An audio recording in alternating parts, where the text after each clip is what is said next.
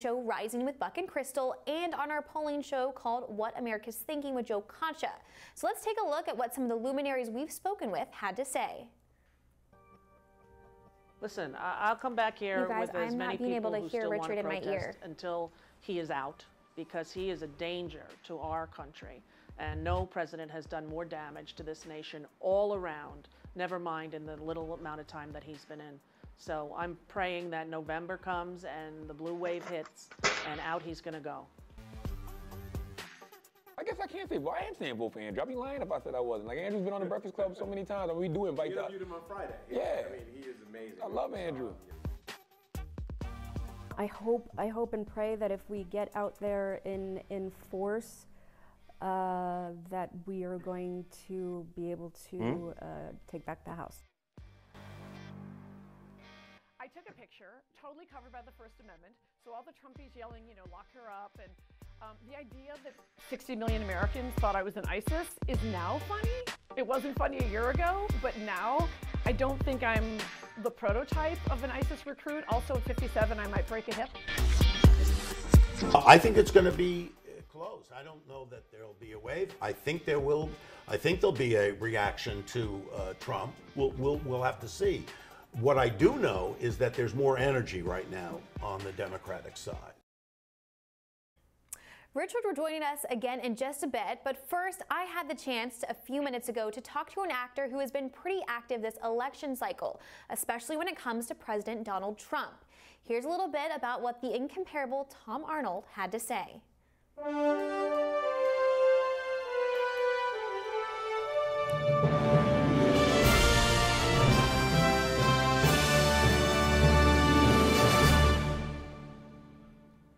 I've seen on Twitter and around social media that you've been trying really hard to whip up voters these past few months.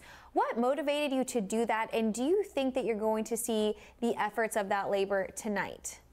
Well, you know, everything comes from being, I'm a father, I'm 59, I have a 5.5-year-old son, and my daughter Quinn's going to turn 3 in December, and everything I do is motivated by that, because, you know, when you're an older parent, you say, what can I do for my kids? This is the planet. I've had a great time. I've had every benefit of being an American. Every dream I've ever wanted has come true. And now what can I do for them? You know, it's, you know, their life is, their life is you know, what am I leaving to them? What can I do for them?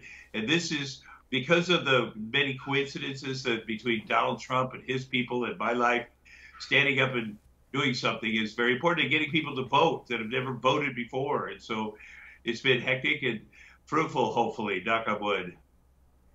And speaking of voting, I'm assuming you're going to be voting blue tonight, as will many of your colleagues in Hollywood. Do you think conservatives ever have a chance of garnering that Hollywood vote? And if they do, what do they need to change in order to get there? Well, first of all, there are many conservatives in Hollywood. You know, Arnold Schwarzenegger is one of my best friends. You know, he was a conservative. Sylvester Stallone is a conservative. Most of the action people, action stars, are conservatives. Most of the people that run the studios are conservatives. So, you know, I would say 50% of the people in Hollywood, at least, are conservatives, but they're genuine conservatives. So that's the thing. And in this, Donald Trump is not a conservative, obviously. You say that you surround yourself, you know, your family is Republican and a lot of your friends in Hollywood are conservative as well. What differentiates you from your peers? Well, you know, I'm pretty lone star on this. You know, I think a lot of people are nervous because a lot of people want to work, you know, with this show I'm doing. You know, I have to be so all in. And because of Trump's world, there's so many Hollywood people involved in his world that are making money with him that people get uncomfortable with it. You'd be surprised how many liberal, big, powerful liberal people are complicit with all this stuff. It's not just conservative. It's not just these, you know, the liberal people are worse because they're making all this money. You know, the guy, the journalist that got murdered by the Mohammed bin Salman at MBS. Well, he does. Ari Emanuel has $650 million. This liberal Hollywood guy, who, by the way, is friends with Trump. He's Trump's agent and makes a lot of money from him, and will after Trump retires and does his book tour. So these guys don't want to They want to, you know, they want to make money. That's what they want to do. I know you hail from Iowa, it's a huge day in Iowa. I see you have your Iowa shirt on. Tell me, what do you think about the races happening there today, and what do you think the outcome's going to be? Well, I'm hopeful about the governor. Hopefully, I mean, it is the situation is this Kim Rose is so co-signed with Donald Trump, and she does dumb rookie errors like supporting this 6-week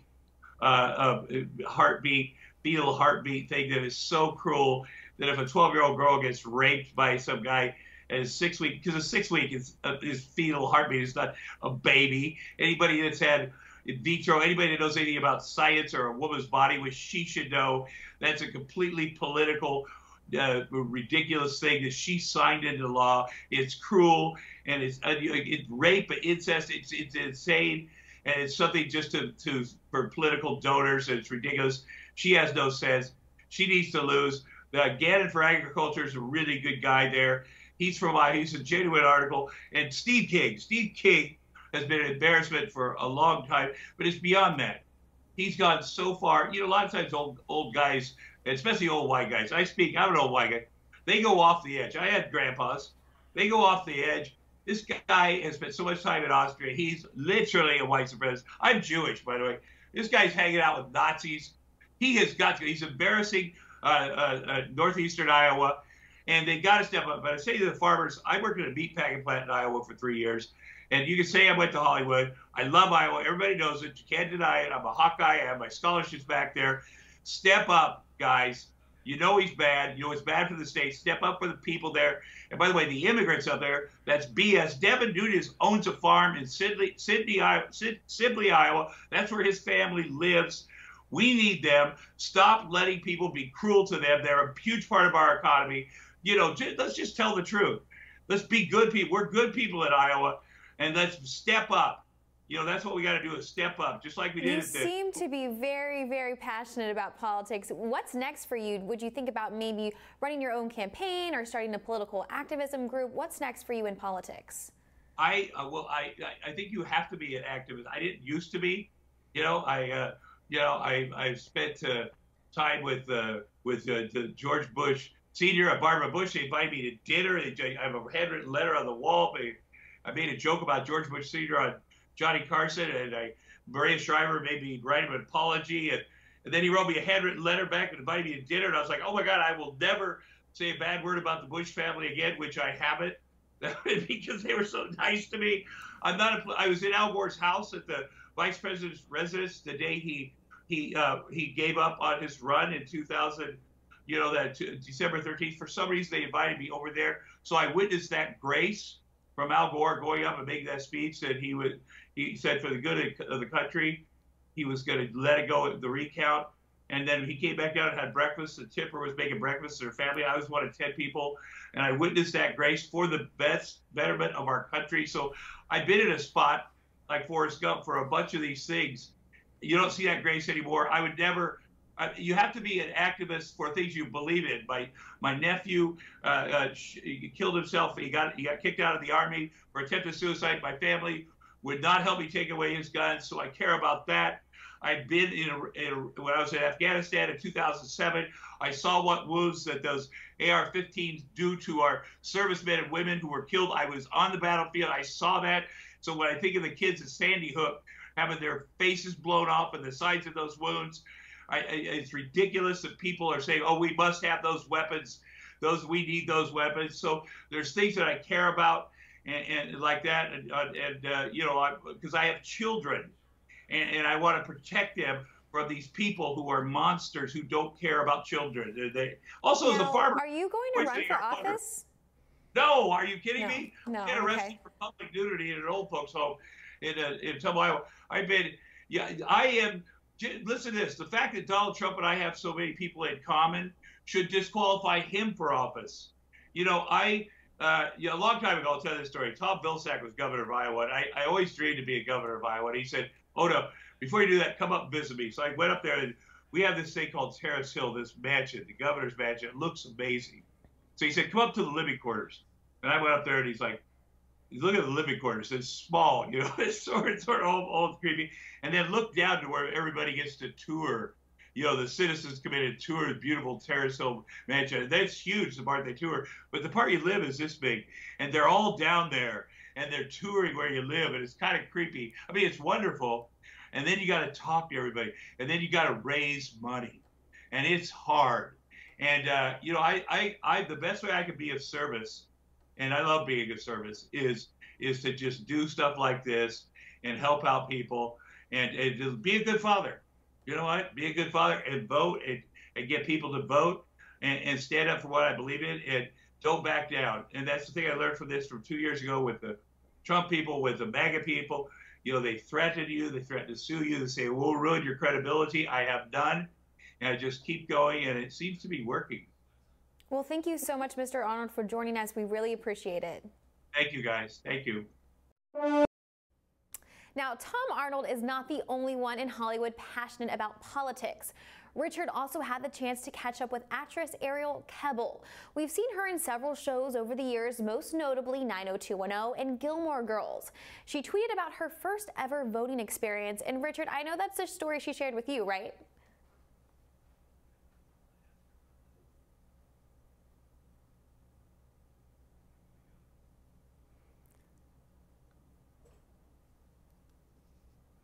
Richard, Ariel Kebbel, she shared with you a story about the first time she ever voted. Is that correct?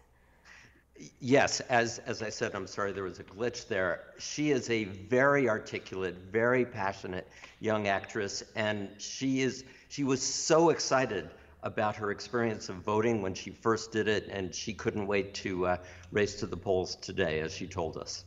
Awesome. Well, I'm excited to see what she says in her interview.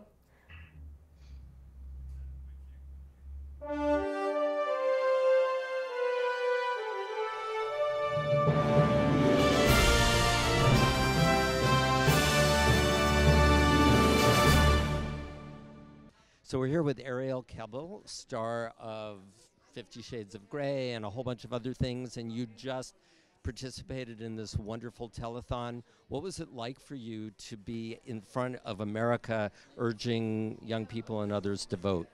It was an incredible experience, and I think for me it just showed me one more time what a collective experience voting is. You know, I'm on the phone asking people, are they taking their family members, are they taking their friends, but at the same time being able to participate in something like this feels like I'm asking myself those same questions, and although I'm the one calling, I feel like the answers I'm being given back and hearing people all across America, from New York to California to Milwaukee, hearing their plan to vote, like, made me feel like I was a part of their experience.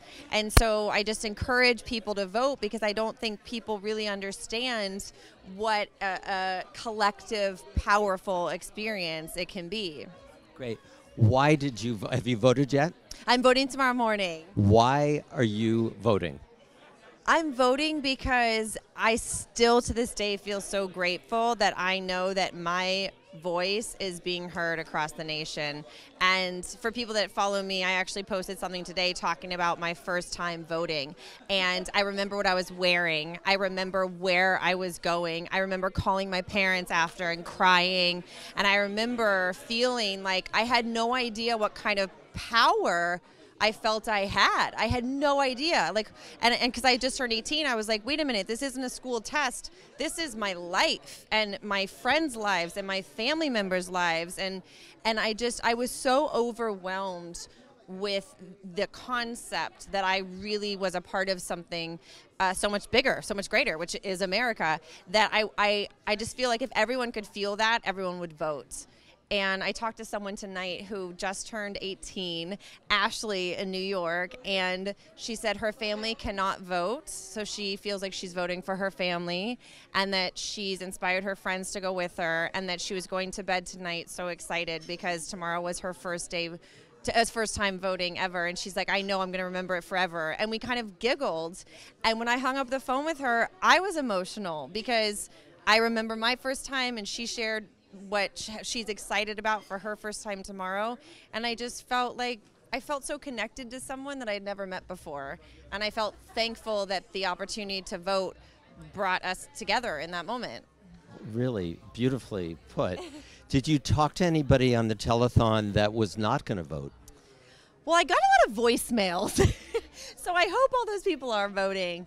But no, there wasn't one person that said no. There was a few. I would say some people were more open about their choices than others, but there wasn't really any no's. There was one guy, Shane. I accidentally called him twice. Hi, Shane. Again, I'm talking about you. I was like, I'm sorry, I just called you. Bye. And he's like, it's great. He's still trying to get his dad to vote. And his family is going, and he's going with his friends tomorrow, but he's still working on his dad. And so I said, well, Shane, please tell your dad that everyone here at Telethon for America is rooting him on, and we're all cheering him on. So I hope that Shane's dad today, decides to vote. In terms of issues, what is the one issue or the 2 or 3 issues that are most important to you?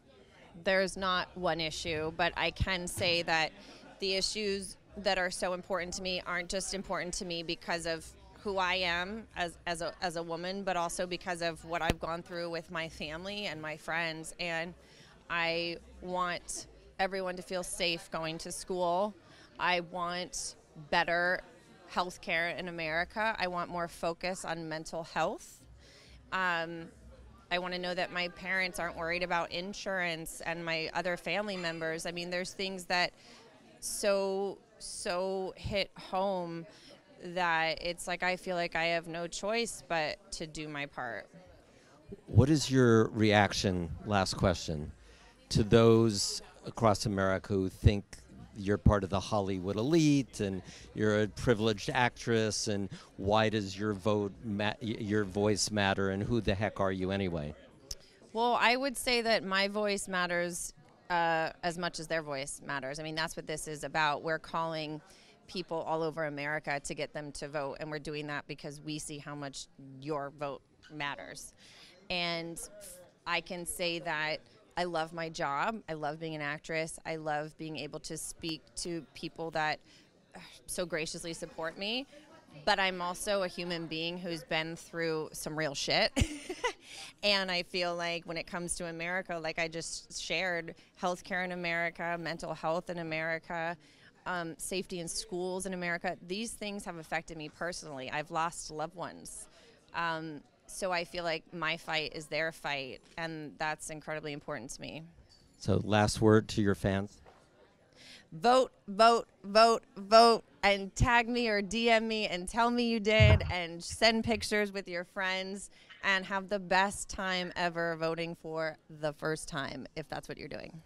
Thank you so much. Thank you.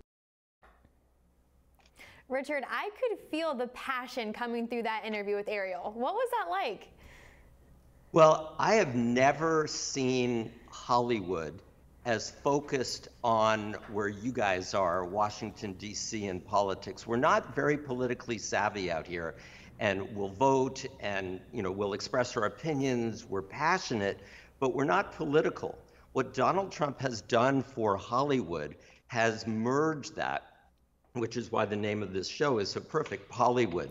And it's never happened before. There was some reaction about George W. Bush. A lot of Hollywood celebrities were very upset with him. They didn't like him. They thought the election was stolen. But George W. Bush is nothing as a catalyst compared to Donald Trump. Donald Trump is generating a revival of political interest, or for the first time, in this town that I've never seen before. And again, remember, Hollywood celebrities and the people in the entertainment industry were passionate, were artistic, were outspoken. By the way, I have to say I don't completely agree with Tom Arnold, although I think he's awesome. There may be 50% of Hollywood executives who are conservative from an economic standpoint, but I had a very in-depth conversation with a major Hollywood person who tends to vote Republican. He says, I am completely liberal and progressive on social issues. I just want us to balance the budget and economic things like that. So it's a very exciting time here, and I think Ariel put it beautifully in terms of her personal experience of engaging in the political process. And I think it's going to be like that for a long time as a result of what's been happening with Donald Trump over the past 2 years. And speaking of the Republican Party, singer-songwriter Moby had some heated words for the Republican Party during your interview with him. From what I gather, he's not a very big fan. No, I think that's an understatement.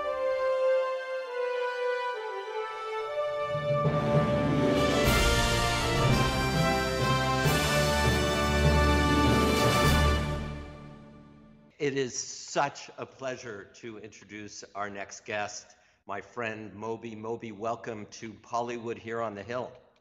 Hi, how are you? Great. Well, it's a pretty big and important time, and you have been very active in your political activism, your animal activism. Why are you voting in the midterm elections?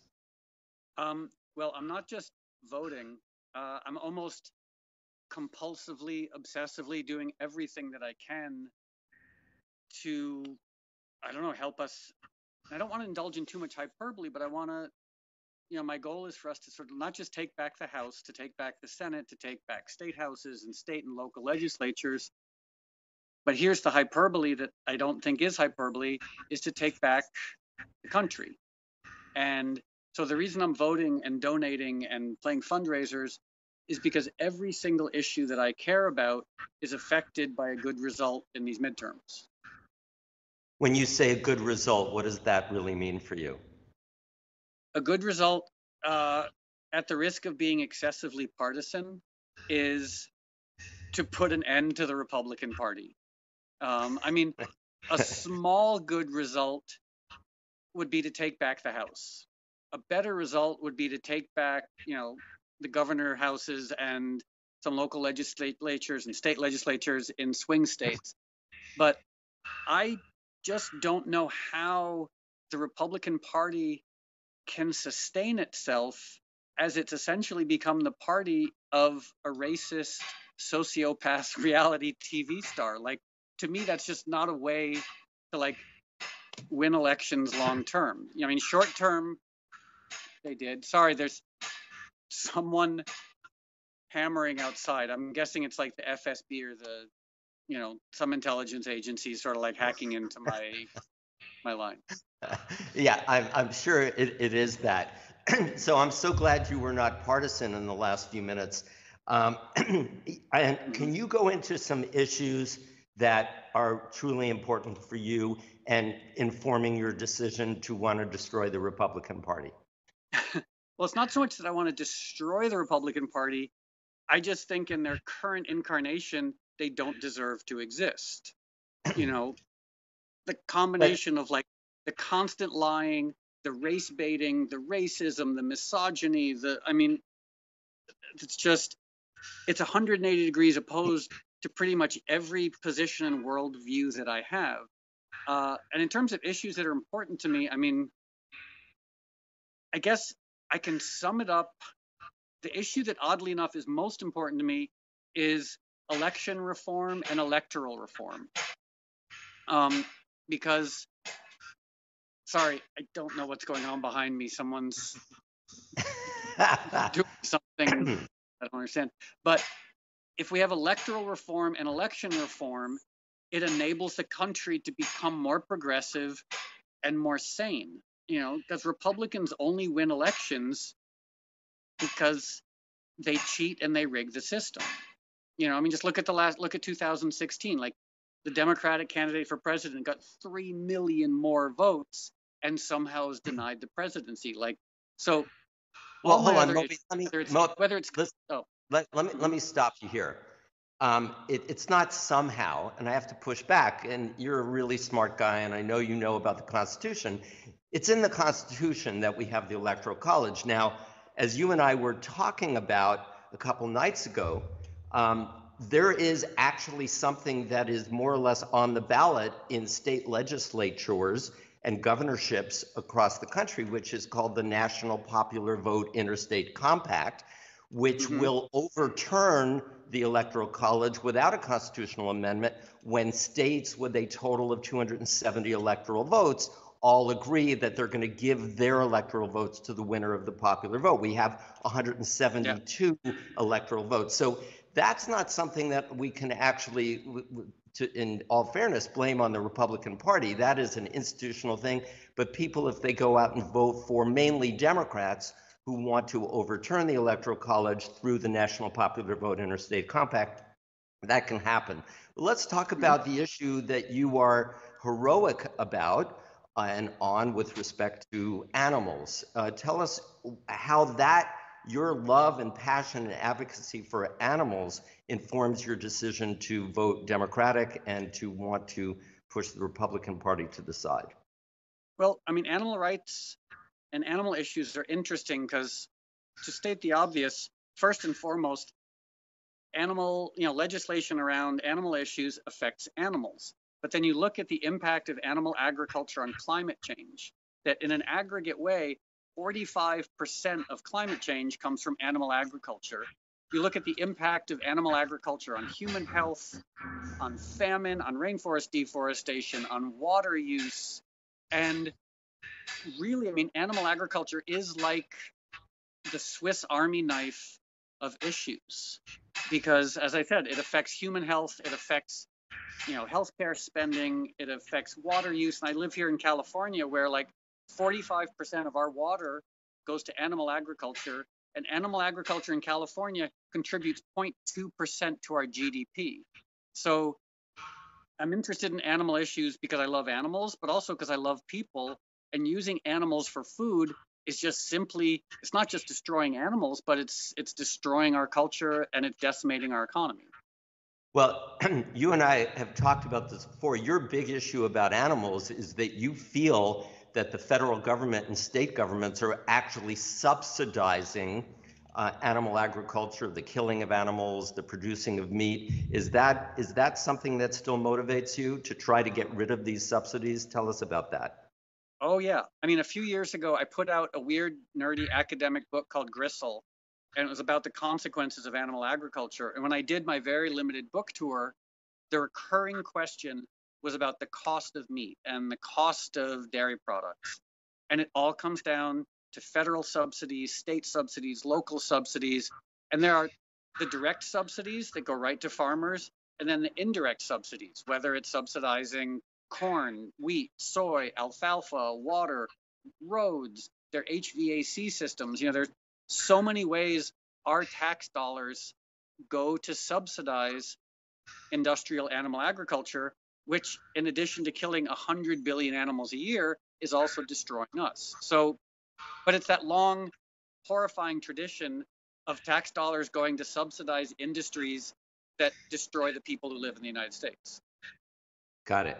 So you are part of a class that many people denigrate. It's like, hey, you're a singer, you're a rapper, you're a DJ, you're a whatever, you're not a politician. And we're launching this Pollywood segment. What do you say to people who denigrate Hollywood politicians and Hollywood celebrities and musicians who are speaking out on political issues? I'd say that I believe in the Bill of Rights, and I believe in democracy. And I think one person should have one vote and one person has one voice. I wouldn't denigrate a soybean farmer in North Dakota for expressing their opinion. I wouldn't denigrate a bartender in Louisville, Kentucky for expressing their opinion. I don't know why somehow being a public figure entertainer and somehow in the eyes of other people sort of almost like invalidates my opinion, because I don't think anyone's job necessarily inherently invalidates or even like compromises their opinion. Okay, last question. You've got millions of followers on social media. Many of them will not be voting in the election. What is your closing argument to your own fans to get out and vote?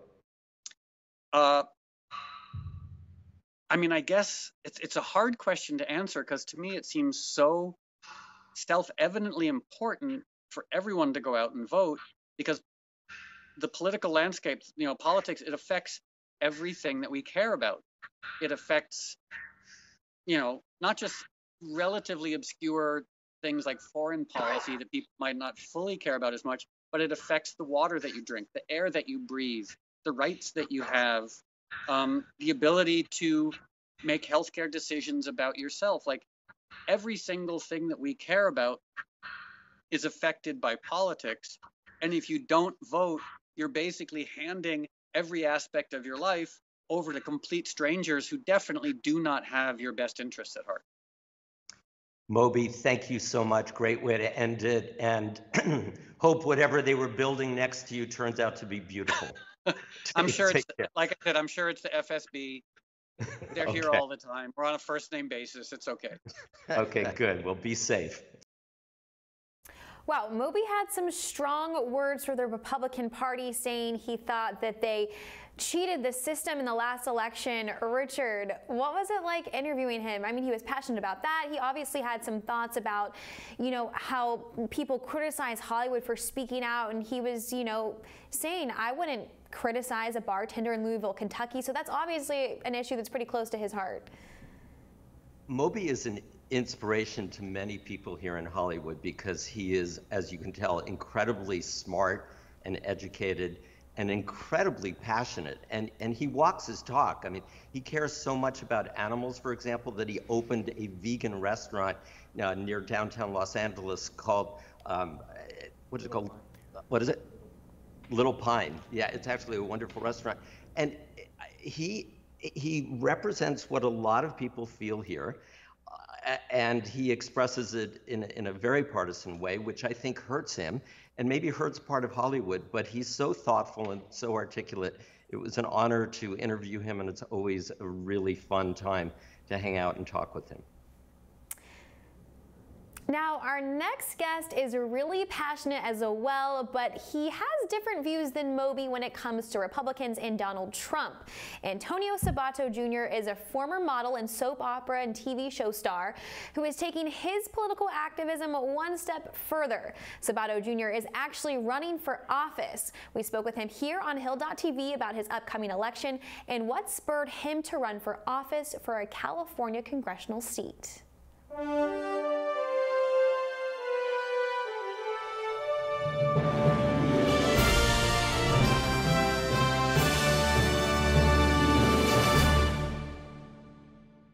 Antonio, thank you so much for being here with us tonight. So I understand you're running for Congress for the very first time. What has that experience been like? It's been a phenomenal experience. The people, the entire community coming together to help us out. It's been a year and a half of just amazing people. You know, we want different representation. We want different leadership. We want people to go to Congress to actually do their job for the American people. And we're all very excited about tomorrow. We're going to win for America, our flag, our Constitution, our military, our law enforcement, and so much more. What is your election looking like right now? It's looking really good right now. We have more turnouts for Republicans than ever before. And it's going to be a huge election, I think, across the entire country. My personal opinion is that we're going to win every seat. And, yeah, we're going to win elections that have never been won before in a long time, and we're going to do it tomorrow, and I'm very excited about that. We've been nonstop 7 days a week, and I take pride in that. I take pride in all the work that we've done, myself and all the volunteers, my entire team, and you know, this is a national race because of all the hard work that we've been doing for 16 months, and it's going to pay off tomorrow. We have ideas, we have ways that to help our community so much more, and I'm excited about that. I'm excited going to go into Washington, D.C. and helping the American people. What specifically would you like to see change? Is there any one issue that you're extremely passionate about or that you feel needs to be changed right now? You know, I wish I could tell you one or two, but there's so many because the Democrats have completely ruined the state. And they've been running the legislature and a lot of policies from Washington, D.C. as well for a very long time. And we're talking about from immigration, lowering regulation for small businesses all across the board from you know, all over Ventura County, and we have to help them with that and lower taxes and just making the community safer. We can't have sanctuary cities and so much more. So federally, I'll do everything I can to really improve our immigration because it's just not working. It hasn't worked in a long time. And let me tell you something. I know so much about immigration because I did it legally, not once, but twice. So I know what it works and what it should be working. And we just got to implement laws that we have on the books and making sure the American people are protected. Now, you're in California, which traditionally leans left, but you've been out campaigning, you've been talking to people on the ground. Do you get a sense that California wants to make a move more towards the right? I think all over the country, California as well, we're going to move to the right. It's already been made. It's already written. They have seen too much. They've seen their socialist ways, their lies, and their corruption to the highest level for a very long time, and tomorrow it's going to end. Their corruption is over. Their private interest is over. It's all about the American people starting Wednesday morning. You seem extremely passionate about your election and your campaign, but that's a really big jump from the Hollywood screen to the political theater. Tell me, what motivated you to make this switch? I love my country. I love the United States. I love what it's done for me and my family. And we need to have more representatives going to Washington or Sacramento to do their job for the American people. Government has gotten so big and so powerful, thanks to the American people, and they've never returned the favor. And this time on Wednesday morning, we're coming strong.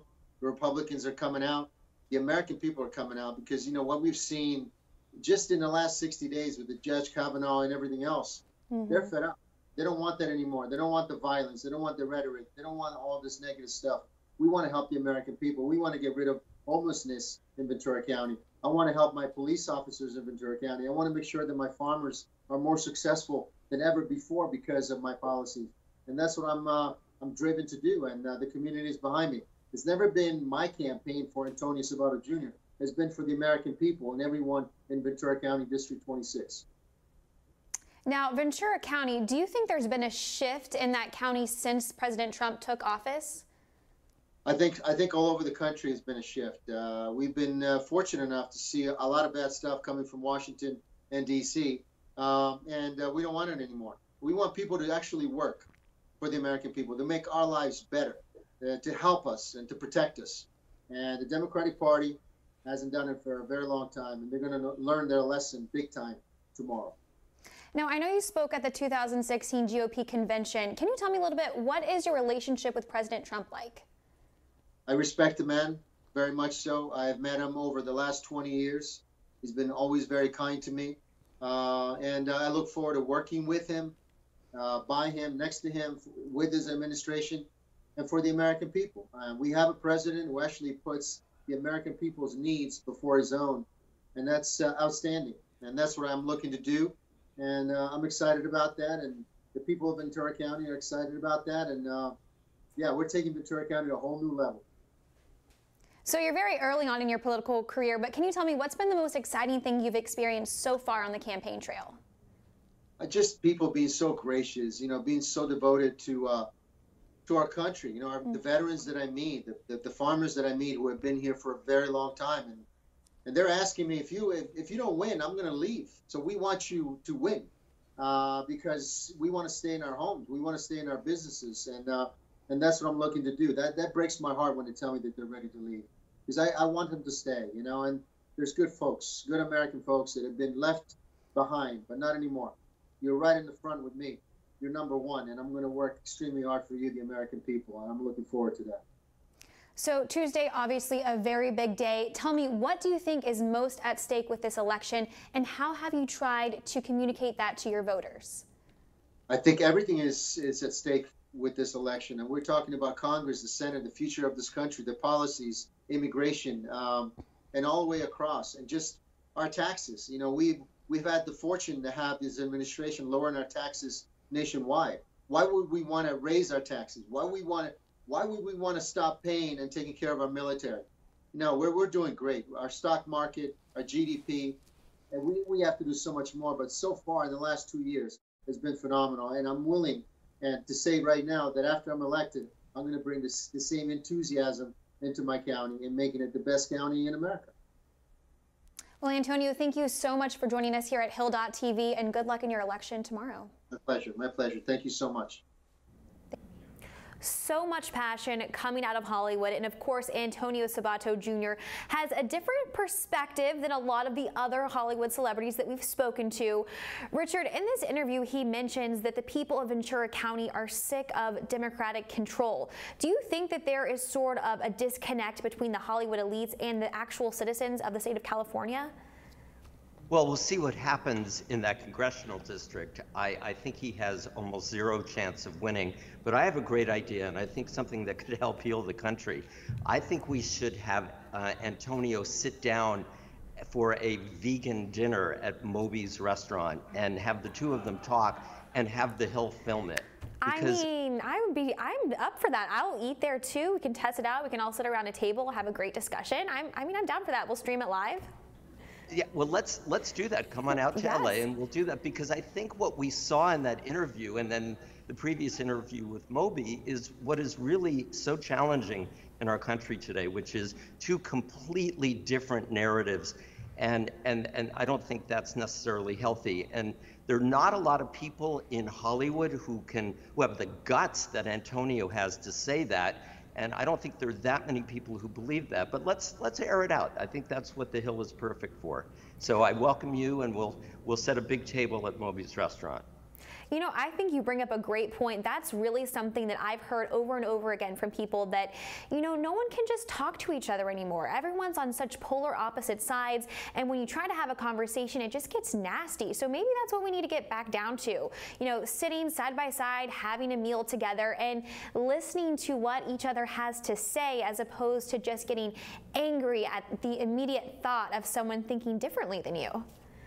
You know, a lot of people have said that one of the things that has changed in your town in Washington is that all the congressmen and senators, they race back to their districts for fundraising and other things, and they don't sit down over a Friday night or a Saturday night dinner and talk things out. And maybe we can lead the way here. Well, I know you've also talked to some more Hollywood celebrities during the past few days, and one of those people is Jade Taylor. Now, she's an actress who currently has a lead role in the show, a hit sci-fi TV show called The Magicians. And you got to spend some time with her last night at the Michelle Obama rally. What issues is Jade most passionate about? Because I know she's a young woman, so what's she focused on?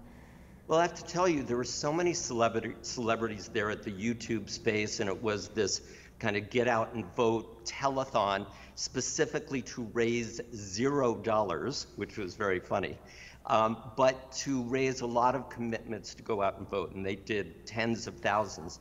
And everyone was unified around one issue, and it was incredibly nonpartisan. I was very proud of Hollywood for that. It's hard to keep Hollywood celebrities nonpartisan, but that one issue is to exercise your constitutional democratic right to vote. And that's what everybody was unified around, and you'll see that in her interview as well. All right, let's see what she has to say. Let's roll that tape.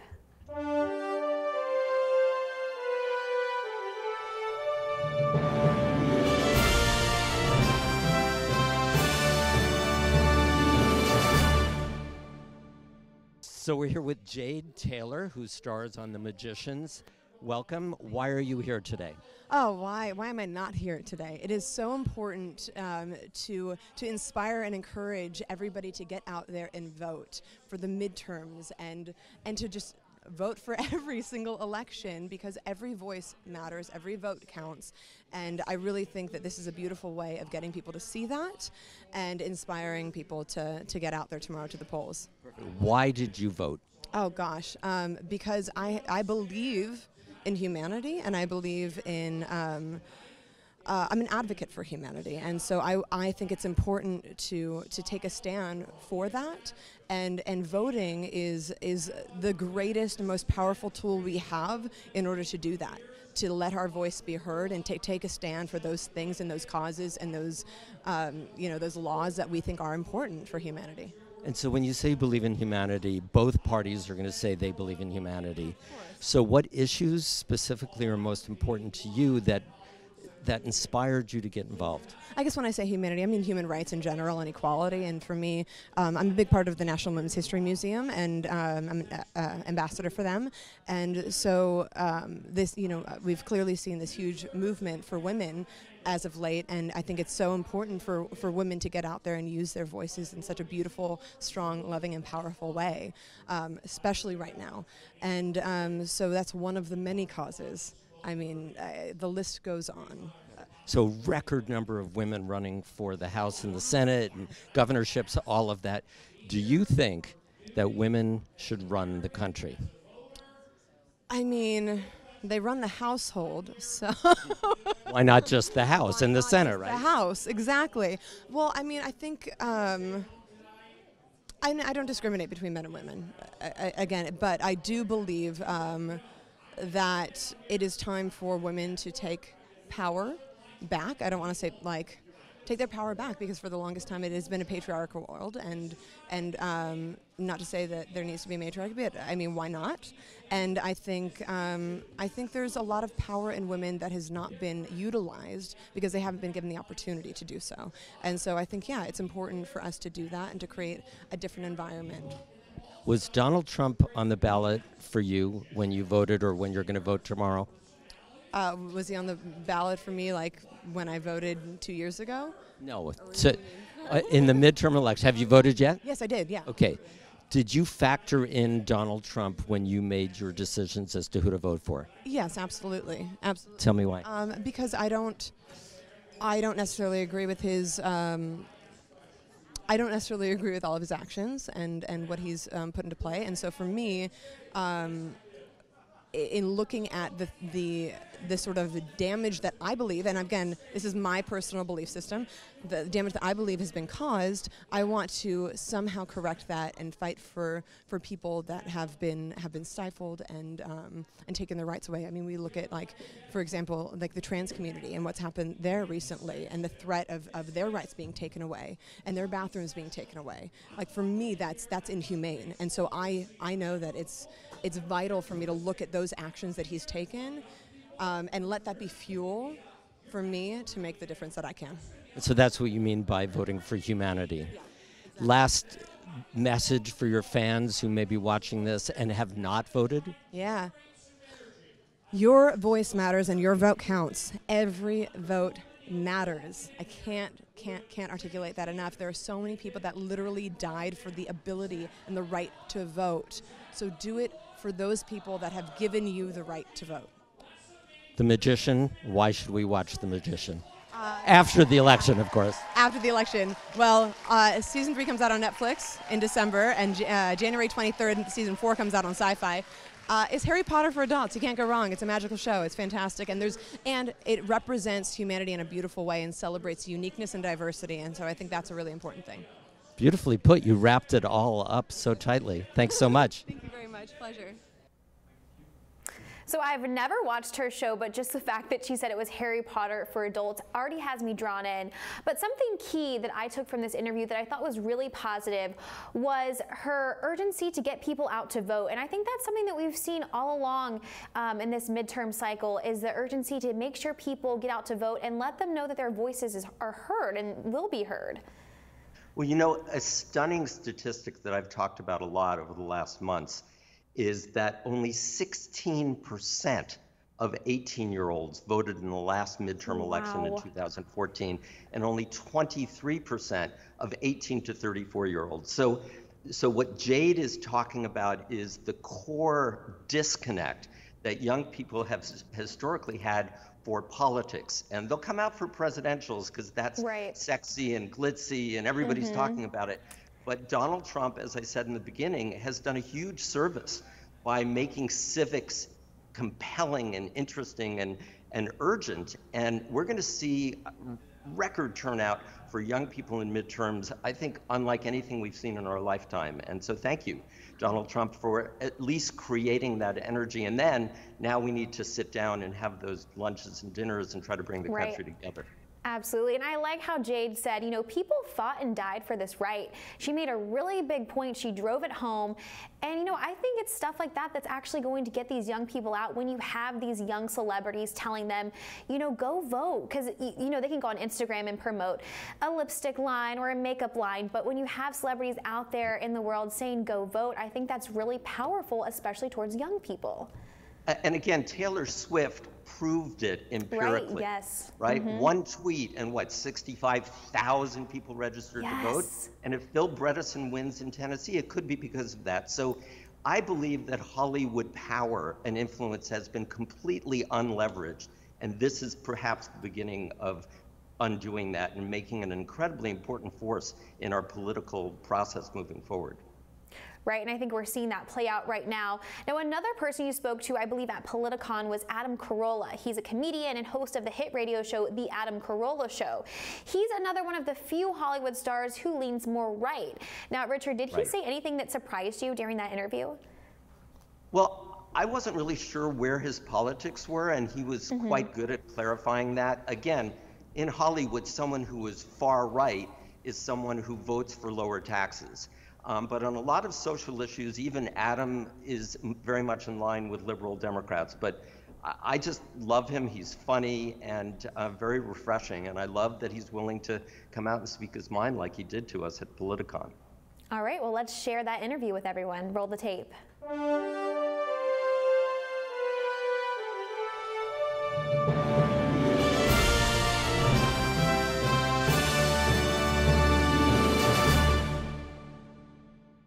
You are a brave soul to be in Hollywood and to be an outed conservative. How hard has that been for you? You know, I don't know. I'm not conservative in that my views have not changed. The definition of my views have changed. So I've always been for let your freak flag fly. If you want to smoke pot, smoke pot. If you want to grow pot, grow pot. I yelled 20 years ago, you own property, you pay taxes, why can't you grow a pot plant in your backyard? Unless they catch you distributing the pot, selling the pot, then you should be able to do that yourself. It's a free country. I've said it all, prostitution, gay marriage, whatever, legalize everything all the time. My thoughts, and they're documented thoughts because I said them on Loveline 20 plus years ago, have not changed.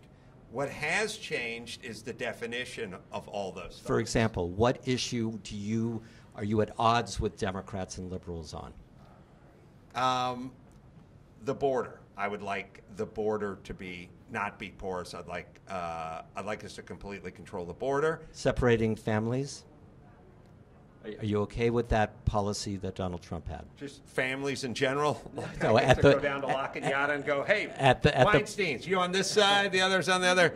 No, you mean, at the border? Yeah, at the border. Well, look, it's a nuanced thing. I mean, it's sort of insane to go, yes, I'm for the tearing away of babies from their crying mothers and throwing them in cages.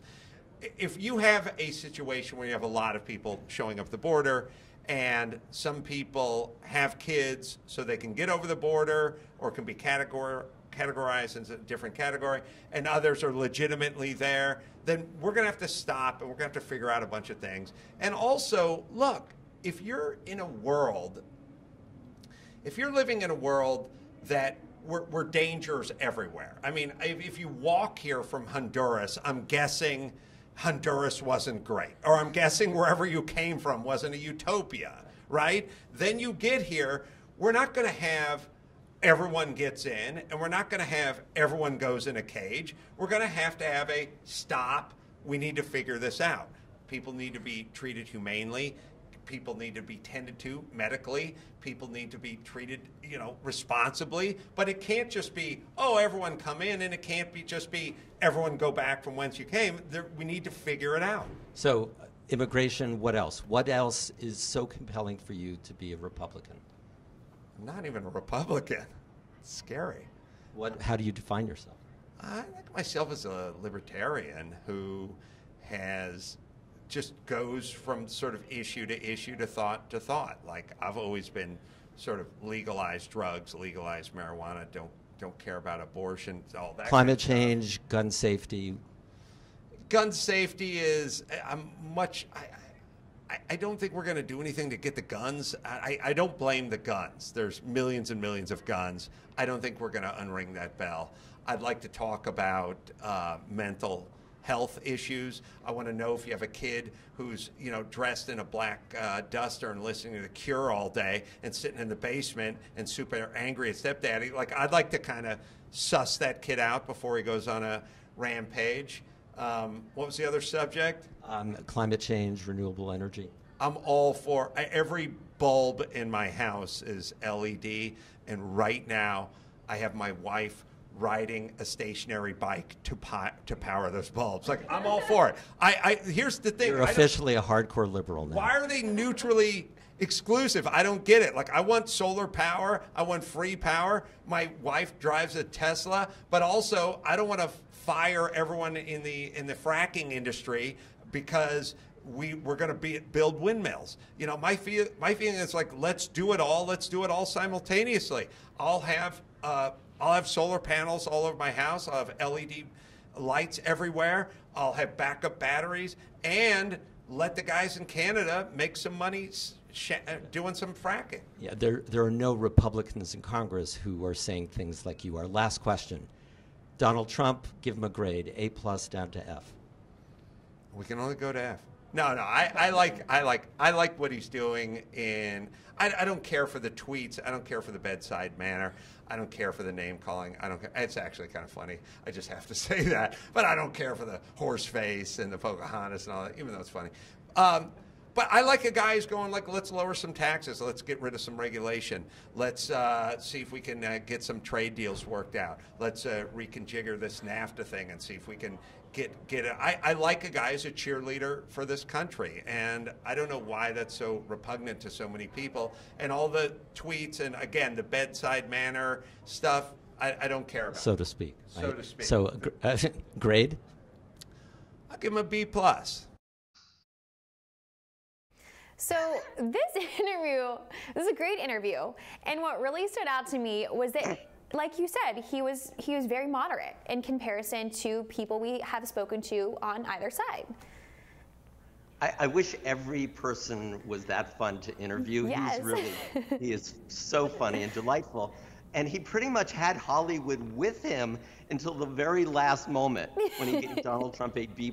I think the average grade for most Hollywood celebrities would be an F-, and that would be the average. People like Moby would be a quadruple F-, whatever. Way down there, not even on the scale.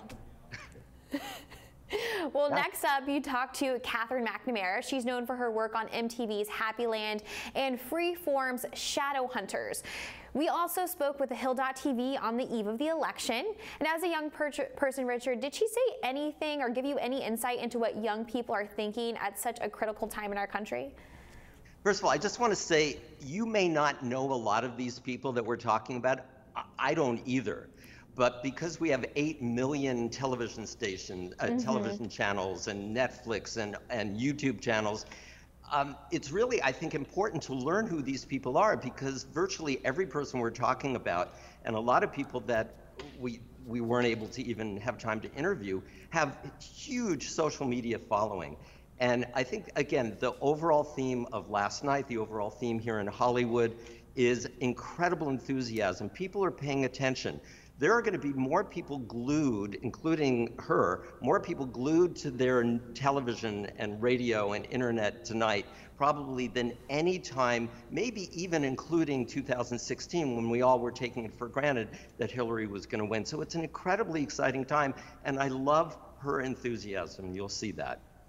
You know, that's a good point, because here in DC, we're kind of engulfed in the political scene. But, you know, people aren't just stars on cable television anymore. We have stars on Instagram and stars on YouTube. So there's all these people out there that have these huge social media followings that, like we said earlier, garner a lot of attention and have the ability to sway lots of audiences, even though we may not have even heard about them. But they do have these huge followings. All right, let's see what... Absolutely, and I do think, again, it comes back to Taylor Swift. If we are at a time in history where politically someone can do a tweet, just take 30 seconds, and of course we see that with Donald Trump all the time, but a Hollywood person, and get 65,000 people to register to vote and maybe swing a Senate election that could swing the majority in the United States Senate, we're in a whole new era. You aggregate all of these people, even if they only have 25,000 Twitter followers or 50,000, you aggregate, and Hollywood is going to be a major force moving forward. And I suspect we're just beginning that crescendo, which I think is going to really hit in 2020. Well, you know, another thing about that is they're essentially campaigning on their social media platforms for these candidates, and the candidates don't have to pay anything. So it's like free campaigning for them. Absolutely. It is revolutionizing politics as we knew it. Absolutely. All right, well, let's roll this interview and see what Catherine McNamara has to say.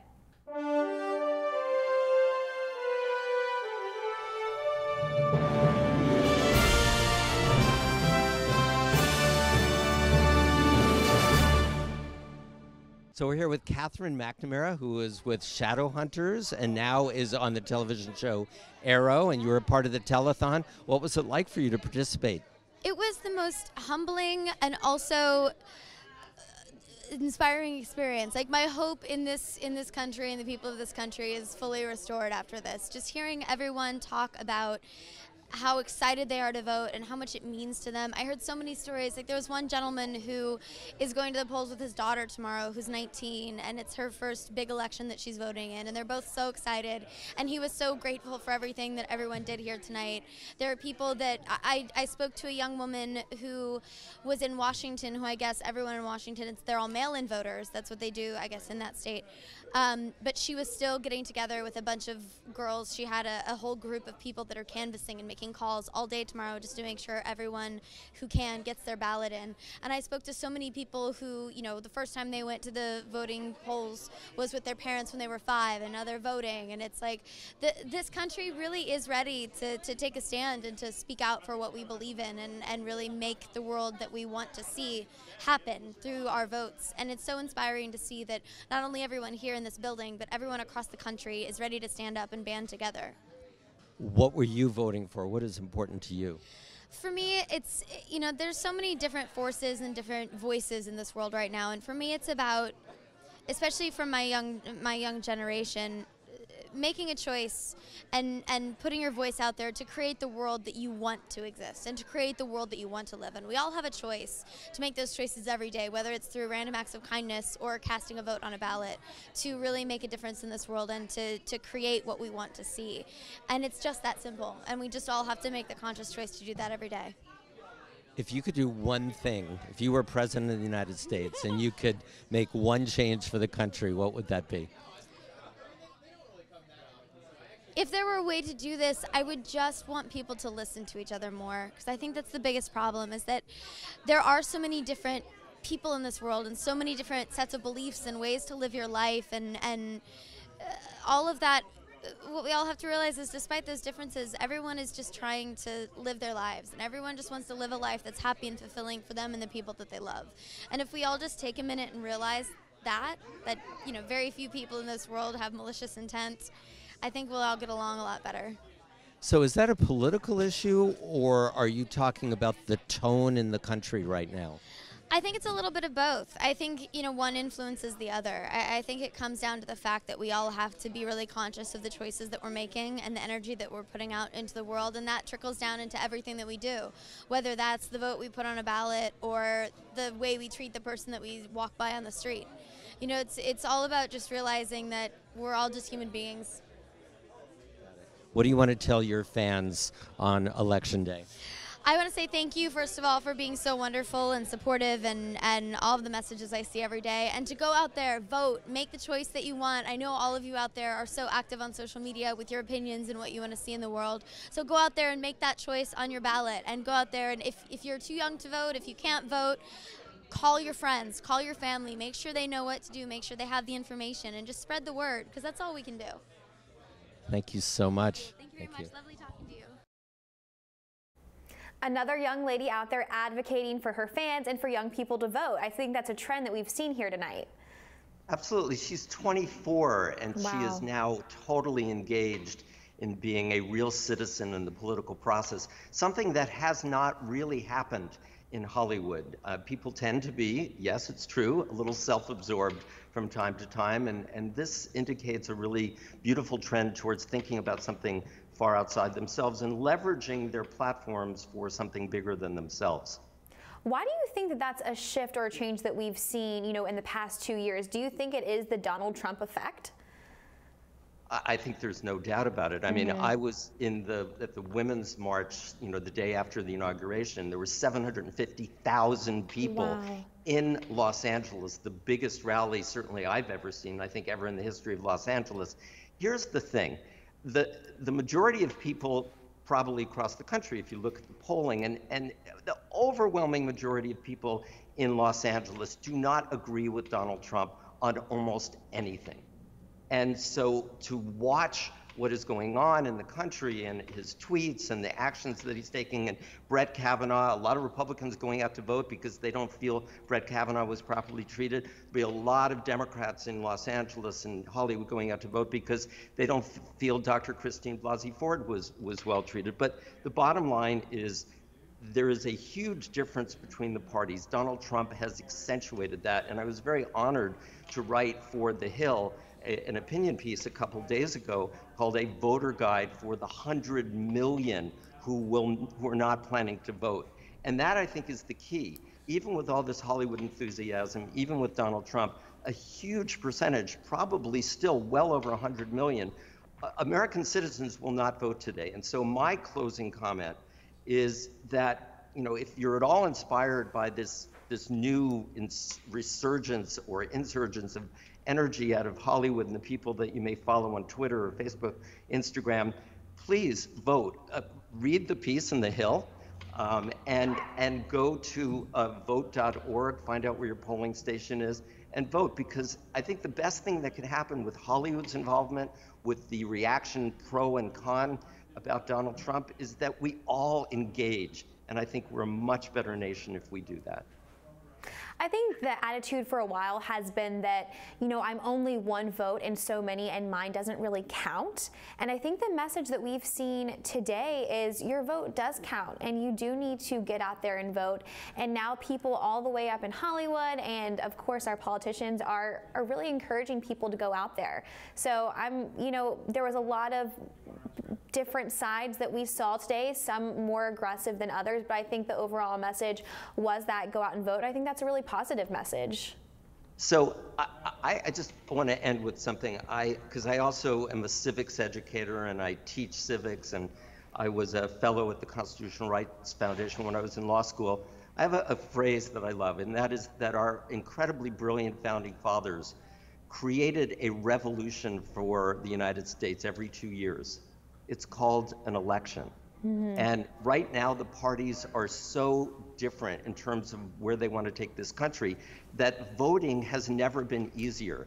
You want a wall? There's a party for that. If you want to fight climate change, there's a party for that. And I think the more we educate around civics and the issues and get away from the tribal warfare between Republican and Democrat, I think the more people are going to engage. And again, I think we're going to have a much more functioning democracy and actually bring people together around the issues, as well as over the dinner table with you and Moby and Mr. Sabato.